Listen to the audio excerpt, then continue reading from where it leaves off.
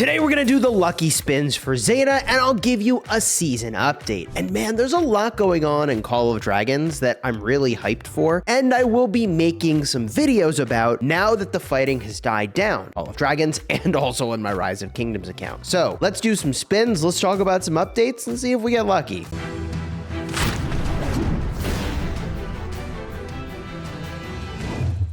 Hello my friends and welcome back. I'm Chisgule Gaming, and today's video is sponsored by the makers of Call of Dragons. And I feel very fortunate to get to spin the Zayda wheel. I definitely wouldn't want to miss it because hey, in case you missed the memo, Maggrat and Zayda are a tier above everything else. I would anticipate that the Generation 3 heroes are just going to be cut above everything else, if this is any indication, which means we need to get our spins in. To do that, we get our Change of Fortune bundle. I'm using dragon tickets. I've already paid for these. And the magic of that is you go to the website Pluto Mall. I'll have a link in the description and a card in the end screen if you need more information about it. You make your payment over there and you instantly get your tickets, and you get about, on average, 10% more value in tickets than if you just outright bought the bundles using, for example, the Apple App Store or Android's Play. All right, so we grab this, boom.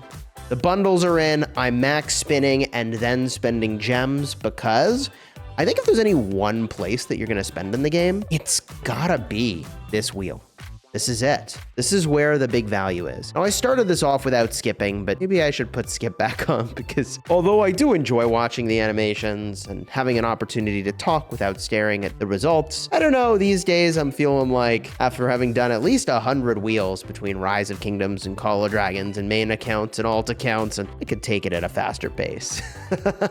All right, woohoo! For Zayda. Let's go, man. So we had a zone fight, by the way. 3 Zayda, 1 G3 hero token. I do need to slow it down to be able to talk to you.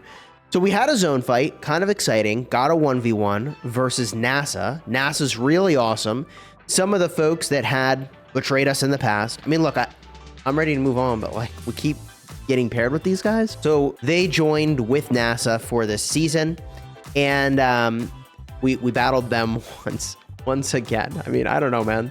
They were in our group. They could have just stayed in our group and we would be in a better spot. I think they would be in a better spot. I'm too tired to relive past drama. So anyways, we ended up winning the zone, and I learned a couple things about SOB2, season that we're in.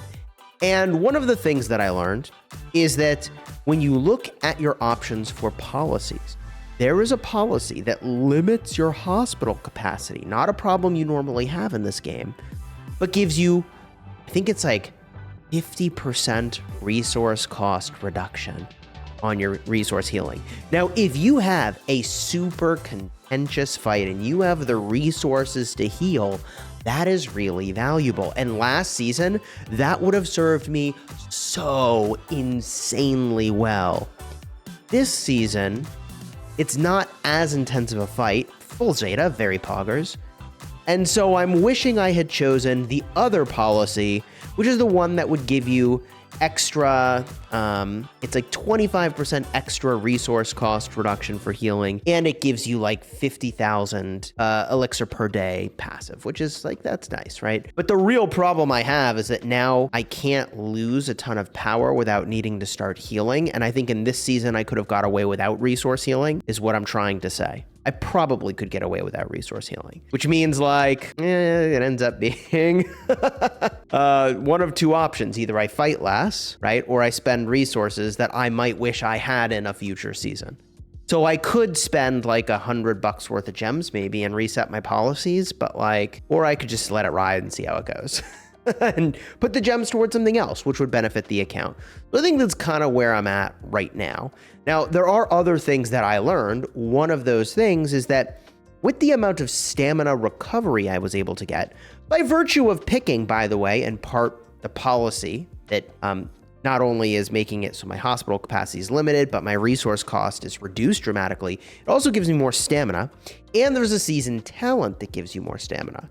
So by virtue of having both of those things, I've got like 225 stamina per hero, which means I'm just leveling 5 hero pairs. right? The core 5. And I'm just using them all season long. Are there times where I kind of wish I had 2 infantry? Maybe. Ooh, full pull on Zayda. Let's go. Maybe there are times where like, I could have another infantry march. But here's the thing. I just trade better. I can just bring the small number of marches and like, boom, GG easy. That's the thing that I'm doing. Now, I hope that that will change, right? Because on the one hand, I actually think it's extremely beneficial for free-to-play players, for example, who have fewer marches that are really good, to be able to focus and just use those very best marches. That's a huge win for them. On the flip side of that, however, is that there's a lot of heroes that are just going to be benched, that it's like, why did I get all these heroes if they're just going to live on the bench now, right? Like, I aspire to get to a point where I could bring a group of all mages and I have 5 mage marches, right? And I almost feel like if you want to play the game skillfully, either your skill level really is many tiers above everybody else, or you need to bring all the same unit type so that you can kind of control them all in the same way. That's my feeling on that one. I mean, I don't think people play games like Call of Dragons because they're like, hey, yo, let me flex my APM. That's actions per minute, right? Like, this is not StarCraft. Although, it does feel like StarCraft at times. And I've heard people describe it exactly as that, where they're like, yeah, just like in StarCraft, if you're really good, you can like send a march somewhere, not look at it, have a march somewhere else, manage that for a couple seconds, flip back, manage that for a couple seconds, flip back. And I'm like, that's not what I'm here for.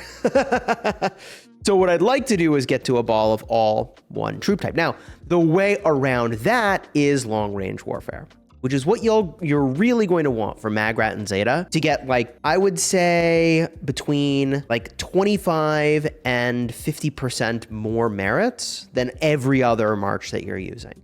I'm not exaggerating. I'll have a video about this. It's insane. So Maggrat and Zayda are absolutely freaking goated, which is why I'm here doing 100 spins and then gemming another 100 more. Now, the other reason is that obviously the value here is very high as far as gem spending goes, all right? Now, with regard to maxing heroes at the start of a new season, I'm of 2 minds on this one. I think that it'll always be really expensive to move in on whatever the first pair of heroes is in a generation. And the reason is that you either have a bunch of universal tokens you can use, or all your generation tokens are now null and void for future generation. And I think that aspect of the game is something that I would genuinely like to be sort of looked at and to say, hold on. So a part of what makes these games fun, in my opinion, is collection. Collection is the freaking jam. The ability to prepare such that even if you are free to play, you can have the new hotness the moment that it drops. It's just a question of how long are you willing to prepare for, right?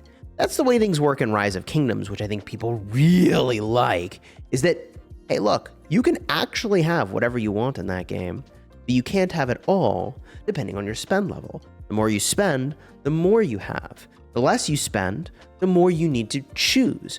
Do I really want this, or could I hoard and get this other thing, and will that other thing be more interesting to me? That's like the core idea of what I think makes collection really fun. Now, there's a lot that I enjoy to collect in this game. Pets are obviously like really fun to do. But the point I'm making here is because of the way these hero tokens work, I think my strategy, hey, full pull, let's go. I think my strategy will be to always skip marksman. The other option is to, and like, I'm gonna work on them. Obviously, I'm working on them now. But like the season they drop, I'm probably not gonna go for them because I think marksman will always be first in a new generation of heroes unless they mix up the order in which we get heroes, which also might make sense if they do like a rotation. Otherwise, like the marksman players, their only option to rush max a marksman is going to be going in and buying the bundle that gives you your tokens, right? And like, maybe that's what they'll be doing. Yeah, I'm thankfully an infantry player, which gives me a lot of time to get those tokens, okay? Now, I'm gonna go in, and we're actually gonna gem this, all right? Purchase with gems. We do this to the max amount. Absolutely love it. 70,000 gems, and we get after it. And now I'm gonna hit skip. And we're gonna pick up the pace. Full pull, baby! Let's go. Freaking love it, man. Freaking love it. Very happy with how these pulls are going so far. I would say they are slightly above average. There have been some pulls where I'm getting nothing, which is a bit of a rip, but that's 3 Zayda tokens. That's nice. We'll get a look at my total Zayda tokens. I should have checked how many I started with, but I'm also not too worried about it. I'm just gonna keep spinning her wheel for as long as I can, and then at some point next season, I will max her. Now, pull Zayda, let's go. There are a couple ways, obviously, that you can be getting these hero tokens. One of the ways that I'm excited to get Maggrat is the daily special offer. And at this point, I was rushing gold key commanders from the daily special because I've got all the other ones in a good spot, but I think I'm done with that at this point. I think I can just chill. I can let the gold keys finish off the gold key heroes. And like at some point, I expect we'll get a new faction. Now, I think the work on the new faction has likely been delayed by virtue of working on home kingdoms. This is just a hunch I have because you can only do so many things at once unless you're dramatically expanding your dev team. Zayda, let's go. All right, final pull. Okay. Very good, very good. Okay, so where do we land here? Obviously, I have some talents I can apply. What if we scroll on down? Money where my mouth is. Zayda, I have not leveled yet. I will need to level her a little bit because at some point, you reset down to like level 30, I believe it is, right? So I need to get her past level 30. And in fact, I think I'm about to do that. Let's see here. Between the 4th and the 5th skill. Ooh, March speed. I love March speed. Oh, yeah. I mean, all these skills are good, but what I will do is just unlock one skill. And I have a lot of stars accumulated at this point, but I'm going to assume that they're going to go into Maggrat and Zayda or whatever new heroes come next season. Although, aren't we getting cavalry next season? And cavalry, I don't, do I need cavalry? I genuinely, like, I don't know that I do other than for Roots of War. And like, I don't know. Take it or leave it, I guess. So where are we at here? I need to get, probably in the next set of Lucky Spins, I'll be halfway done with Zayda. I do love that the progress comes fast initially before it slows down. I mean, obviously, I would love if it always was fast, but about half the tokens gets you to 5551. And it's about half the tokens to then finish the project to get the final skill. Do I feel like you need to awaken Zayda? Actually, no. I mean, yes, she'll be better, but like, no, you will be in combat for a long time. Having the 3 extra stacks at the start shouldn't be too insane, especially if you go long-range warfare, which I did not. Should I have? Now that is the question, isn't it? But whatever. We're at where we're at. We've chosen what we've chosen, and we've got another fight coming up. Let me just show you the zones. So here we are. We took zone 2. All right. And then we've got a fight coming for, I think there's a zone 3 or Breeze or Breza. I don't know how to pronounce it. And then we'll just call it MB. And then after that, we'll have the Dragon Zone, where I don't think we'll have fighting if our allies win this side of the map, but we will have fighting if they do not win this side of the map. So what happens next? Who knows, man? I think this season is looking like it is going to be a little more chill than the last one, and thank goodness for that. I'm ready for a more chill season. If you enjoyed the vid, throw a like on here, consider subscribing. Looks like we've got a statue fight.